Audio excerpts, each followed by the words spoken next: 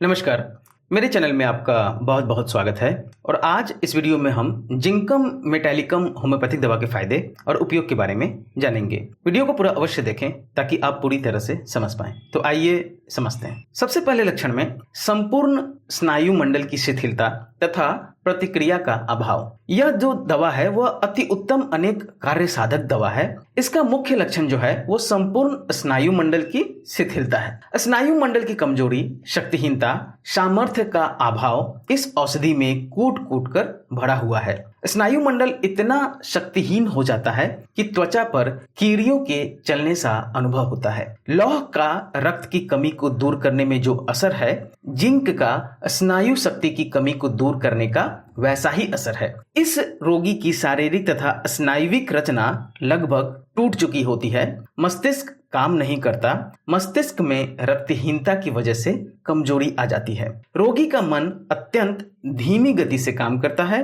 रोगी कमजोर और थका रहता है। जब उससे कोई प्रश्न किया जाता है तो वह उत्तर देने से पहले प्रश्न को दोहराता है। दोहराता इसलिए है ताकि प्रश्न के अभिप्राय को वह समझ ले। जिंकम के रोगी की तरफ देखने से यह नहीं पता चलता कि वह इतना शक्तिहीन हो गया है, परंतु अगर उससे कोई प्रश्न किया जाए तो वह प्रश्न देने के बजाय तुम्हारी तरफ ताकता भर है और कुछ देर बाद कहता है ओह ओह। वह इसलिए कहता है क्योंकि इतनी देर बाद वह प्रश्न को समझ चुका होता है। रोगी को कोई बात याद नहीं रहती। मस्तिष्क की थकावट और कमजोरी इतनी जबरदस्त होती है कि कोई सा भी मानसिक कार्य करने में कठिनाई अनुभव होती है। रोगी किसी बात को समझ नहीं पाता और एक विचार को दूसरे विचार से जोड़ नहीं पाता। दिन भर में उसने जो काम स्वयं किए होते हैं उनकी भी उसे याददाश्त नहीं रहती। प्रतिक्रिया का अभाव। रोगी की जीवनी शक्ति कमजोर पड़ जाती है।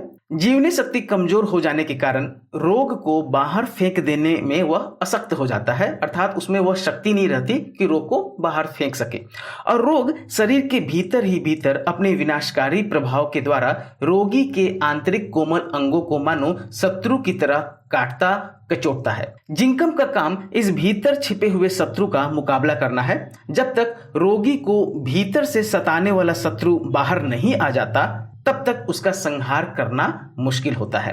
दबा हुआ रोग भीतर छिपकर रोगी को सताया करता है। जिंकम जीवनी शक्ति और स्नायु मंडल में बल का संचार कर उसे सामर्थ्य बना देता है। उदाहरण के लिए स्नायु मंडल की शिथिलता तथा प्रतिक्रिया के अभाव के कारण खसरा, चेचक आदि के दानों का बाहर न निकल पाना और रोग के भीतर रहने से डिलीरियम, मेनिंजाइटिस आदि रोग हो जाना। स्नायु मंडल की शिथिलता तथा प्रतिक्रिया के अभाव के कारण युवावस्था आ जाने पर भी लड़कियों की माहवारी ना होना और माहवारी ना होने के कारण अंगों का फरकना, रोगी को हिस्टीरिया आदि अन्य रोग हो जाना। स्नायु मंडल की शिथिलता तथा प्रतिक्रिया के अभाव के कारण दमे आदि रोग में रोगी इतना निर्बल हो जाना कि खखार को बाहर ना फेंक सकना। स्नायु मंडल की शिथिलता के कारण रोगी का पैरों को निश्चल ना रख सकना और उन्हें चलाते रहना। इन सब अवस्थाओं में जिंकम लाभप्रद है। एक उदाहरण देकर समझाता हूं। एक बालक जिसे बहुत तेज बुखार था, बुखार आदि के लक्षणों पर एकोनाइट, बेलाडोना आदि दिया गया, परंतु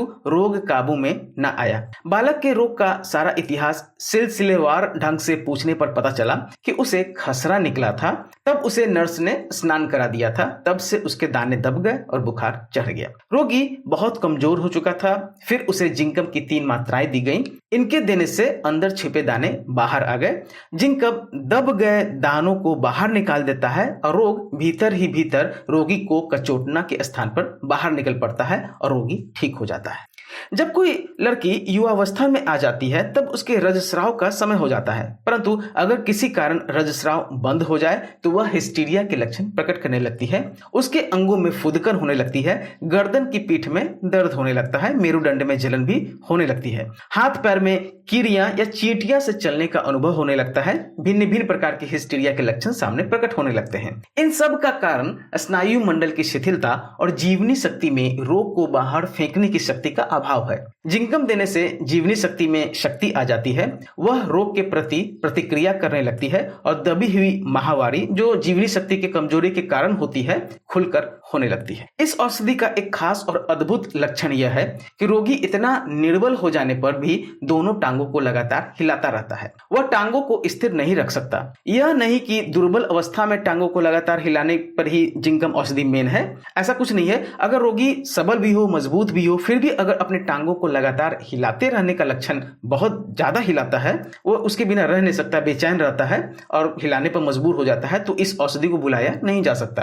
रात को सोने पर भी रोगी घंटों टांगों को हिलाया रहता है। हाथ पांव की गति पर उसका कोई वश नहीं रहता। यदि यह अवस्था उचित औषधि से दूर ना कर दी जाए तो पक्षाघात का भी समय आ सकता है और ऐसे रोगी को जिंकम बहुत लाभ पहुंचाता है। एक लक्षण है कि रोगी के रीढ़ में जलन होती है, ऊपर से नीचे तक रीढ़ में जलन। यह जलन असली जलन नहीं होती, केवल रोगी को अनुभव होती है। मेरुदंड की जलन, हाथ पैर में कीड़ियों या चींटियों सा चलना, मेरुदंड की उत्तेजना, शक्ति का अत्यंत अभाव, कमर का दर्द, कमर को छूने से भी दर्द होता है, रोगी कमर को हाथ नहीं लगाने देता, चलने फिरने से यह दर्द घट जाता है, बैठे रहने से बढ़ा रहता है। ये सब मेरुदंड के रोग के लक्षण हैं, इनमें जिंकम लाभ देता है। कभी कभी ऐसे रोगी से वास्ता पड़ जाता है जिसके लक्षण सूचित करते हैं कि उसे पक्षाघात होने वाला है। रोगी को मस्तिष्क संबंधी गंभीर रोग होता है, कई दिन तक तकिए पर पड़ा इधर उधर सिर हिलाता रहता है, शरीर बिल्कुल कमजोर हो जाता है, मल मूत्र अनायास बिस्तर में ही निकल जाता है, जीभ सूखी रहती है,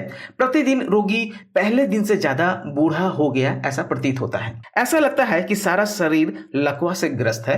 रोगी दर्द से चिल्लाता है, यद्यपि उसकी चीख एपिस जैसी तीव्र नहीं होती, एपिस से कम तीव्र होती है। इस समय रोगी को जिंकम देने से कभी कभी उसका बुझता हुआ जो जीवन दीपक है वह जग उठता है। औषधि देने के कुछ दिन बाद जिन अंगों में संवेदन बिल्कुल नहीं था, जो गतिहीन पड़े थे, उनमें कंपन स्फुरन होने लगता है या रोगी को उन अंगों में पसीना आने लगता है। यह जीवनी शक्ति के जागरण का एक लक्षण है। जीवनी शक्ति की रोग प्रतिक्रिया का यह लक्षण है। देखने वालों को ऐसा दिखता है कि रोगी को अचानक क्या हो गया। गतिहीन अंगों में फुदकन, स्फुरन, उनमें कांटों से चुभन, कीड़ियों के रेंगने सा अनुभव, ये सब कष्ट से रोगी को होने लगता है। ये अचानक से रोगी को कष्ट होने लगता है, जबकि वो अंग बिल्कुल पड़े हुए थे, उनमें कोई गति नहीं थी, वो गतिहीन थे, परंतु अचानक देखने में लगता है कि उन अंगों में ऐसे लक्षण प्रकट हो गए। रिश्तेदार भी घबरा जाते हैं, परंतु वास्तव में ये लक्षण जीवनी शक्ति के रोग के लड़ने के लक्षण होते हैं। 1-2 सप्ताह तक इस प्रकार का कष्ट बना रह सकता है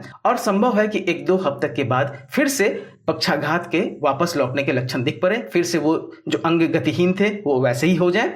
उस समय इस औषधि की दूसरी मात्रा देने का समय होता है। इस प्रकार के रोगी को जिंकम ठीक कर देता है। तकिए पर इधर उधर सिर डोलाना बेलाडोना और हेलाबोरस में भी पाया जाता है, परंतु पूर्ण स्वास्थ्य लाभ जिंकम से ही होता है। डॉक्टर कैंट लिखते हैं कि पक्षाघात के उक्त रोग में से निकलने के लिए उक्त प्रकार के कष्ट में से रोगी को गुजारना ही होगा, तभी वो निरोग हो पाता है। और ऐसे समस्त लक्षण में जिंकम मेटालिकम बहुत ज्यादा उपयोगी दवा है। जिंकम मेटालिकम आप 200 पोटेंसी में बिल्कुल इस्तेमाल कर सकते हैं। 2 बूंद सुबह शाम 7 दिन देने के बाद आप दिन में 1 बार कर सकते हैं, उसके बाद आप हफ्ते में 1 बार कर सकते हैं। जरूरी मैंने समस्त लक्षण बताया है जिंकम मेटालिकम का, वह जिंकम मेटालिकम से पूरी तरह से ठीक हो जाता है। आशा करता हूं आपको यह वीडियो मेरी पसंद आई होगी। वीडियो पसंद आए तो मेरे चैनल को सब्सक्राइब करें और वीडियो को लाइक करना ना भूलें। धन्यवाद।